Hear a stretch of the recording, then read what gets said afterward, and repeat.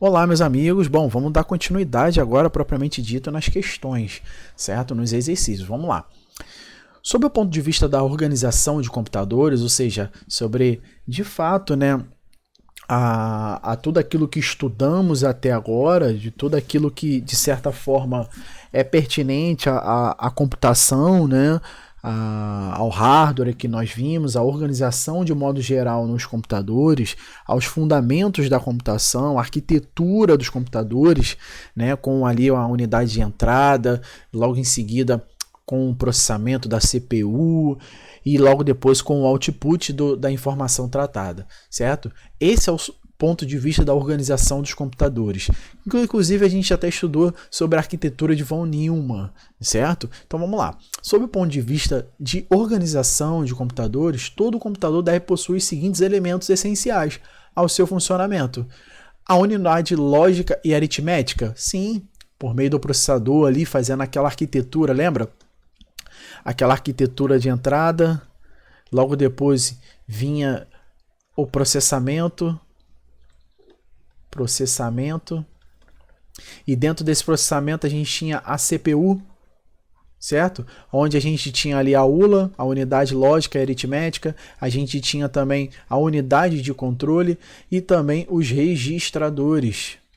E de uma visão geral, esse processamento fazer o output ou a saída dessa informação tratada, né? E nós vimos também a outra arquitetura em relação aqui, ó, em relação à CPU e à memória RAM, placa de vídeo com o chipset interligando todo esse circuito, né, de forma integrada, ou seja, além da CPU mesclando com a arquitetura de von Neumann, nós tínhamos a CPU fazendo comunicação com as unidades de memória, que são as memórias RAM, por exemplo, certo? Ou seja, tanto é que nós vimos na última aula de teoria direcionada que nós tínhamos na CPU uma unidade do tipo cache. Vocês lembram? Uma unidade de armazenamento ali de informações que era o cache, e ele inclusive tinha 3 níveis, level 1, né, nível 1, nível 2 e nível 3, né, onde essa memória, essa área reservada para armazenar alguma coisa, são para armazenar justamente os dados provenientes da memória. Ou seja, há uma comunicação entre a CPU e memória RAM e entre a memória RAM e a CPU para processar uma determinada informação, certo? É justamente essa visão geral que é bom a gente ter sobre o mundo da organização dos computadores. Então vamos lá. ULA, perfeito, a unidade de memória que seria aqui no caso a memória RAM, por exemplo, a unidade de controle propriamente dito, certo? E as unidades de entrada de informações e de saída também de informações. Então o gabarito é, de fato, letra A, questão 223 de letra A. Questão 224, o processador de um computador do tipo PC é muitas das vezes erroneamente confundido com outro item de um computador. Na realidade, um processador é um circuito integrado responsável pelas execuções de instruções, né? É por meio da CPU, com base nos componentes internos, por exemplo, os registradores, as unidades lógicas e aritmética, né? A ULA e a unidade de controle, que permite todo esse circuito executar as instruções, certo? Então, gabarito aí da questão 224 é, de fato, letra C. Questão 225. A CPU é, bom, aqui já de cara, né, unidade de processamento do computador, né? Não pode ser parte lógica, porque parte lógica é de fato o próprio sistema operacional, né? A memória do computador não pode ser, porque na verdade a CPU é uma coisa, a unidade de memória é outra, né? No caso a memória RAM, por exemplo. Placa-mãe também não pode ser, porque a placa-mãe é ali, né?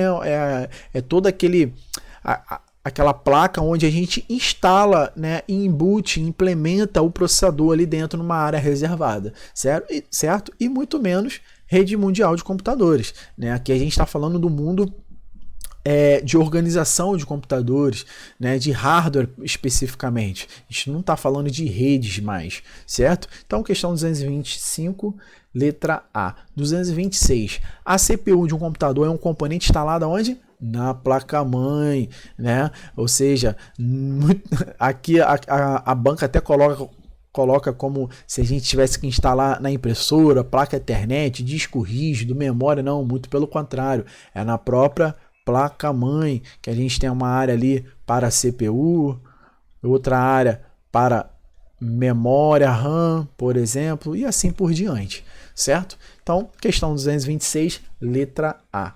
Questão 227, a memória RAM, do tipo RAM, de um computador é responsável por armazenar dados retentivos que devem ser preservados mesmo na ausência de energia elétrica. Errado, errado, não é a memória RAM que permite, que tem essa característica de armazenar as informações mesmo na ausência.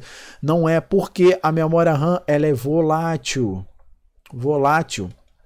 Ela não armazena, ela não jamais armazena dados quando não tem energia, certo? Ou seja, quem faz isso, no caso aqui da questão, ele quis confundir com a memória do tipo ROM, que é apenas leitura. Ela sim, ela é não volátil. Ou seja, ela permite guardar, armazenar esses dados retentivos até mesmo na ausência de energia elétrica, certo? É por meio da ROM que inclusive a gente tem a BIOS, que é o programa que inicializa ali de fato, né, que dá o primeiro boot na máquina para inicializar os componentes de hardware, certo? Então, questão 227, errado.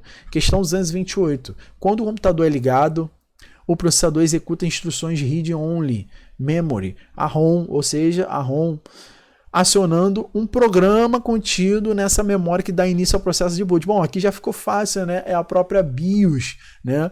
Se não quisesse ler, mas vamos ler para a gente poder usufruir um pouco mais dos conhecimentos.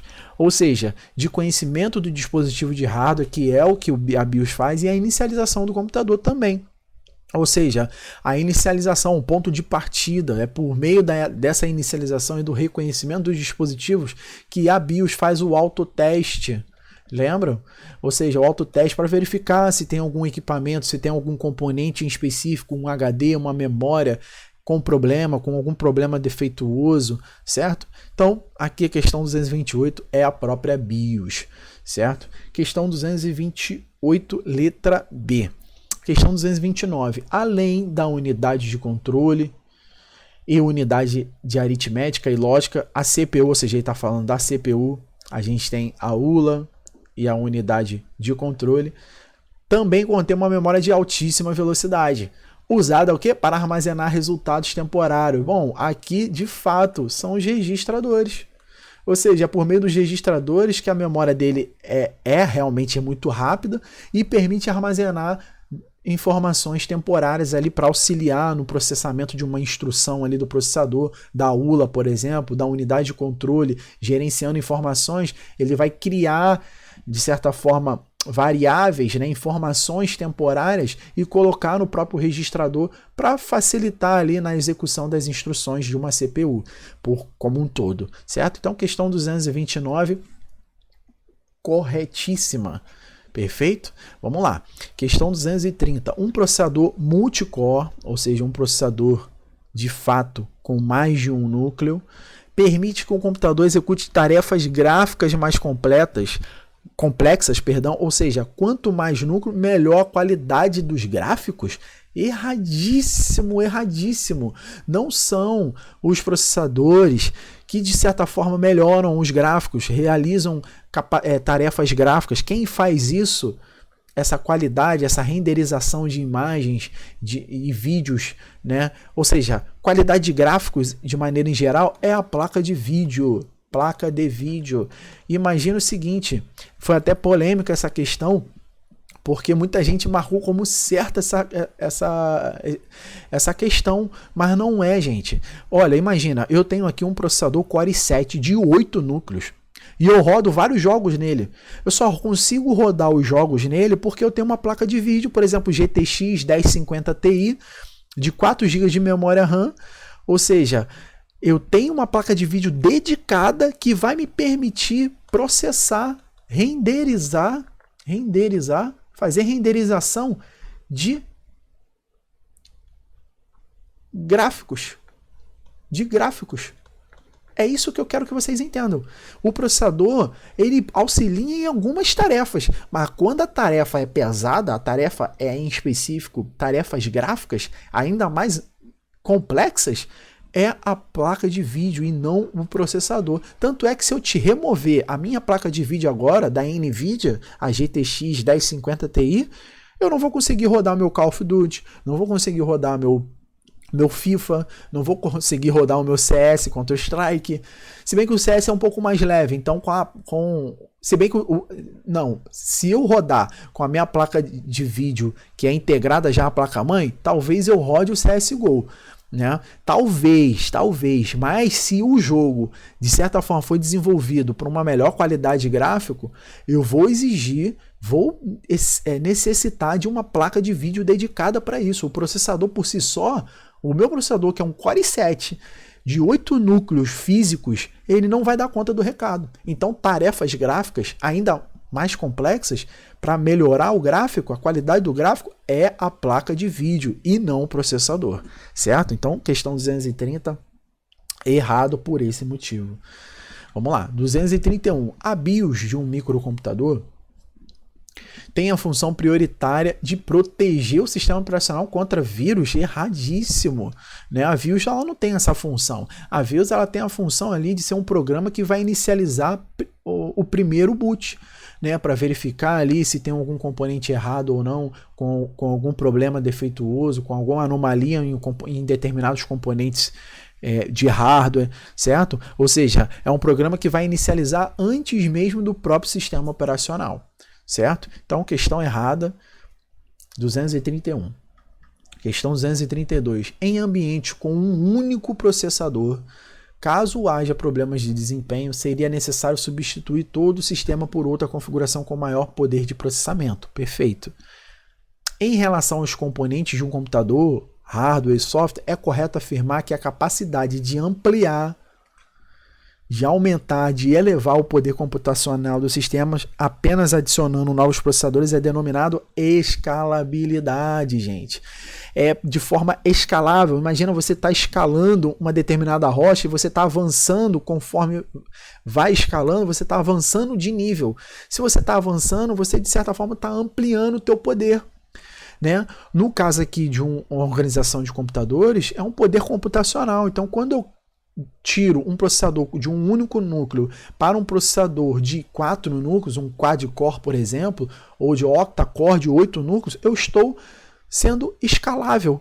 Eu estou me utilizando do avanço, da ampliação da capacidade computacional ali daquele parque de máquinas, por exemplo, certo? Então, escalabilidade significa ampliar, de fato. Ampliar uma determinada estrutura, um determinado poder computacional, certo? Numa organização de computadores. Tudo bem? Então, eu vou pausar esse vídeo para a gente continuar na próxima aula e esse vídeo não ficar tão grande assim, tá ok? Então, um forte abraço, fiquem com Deus.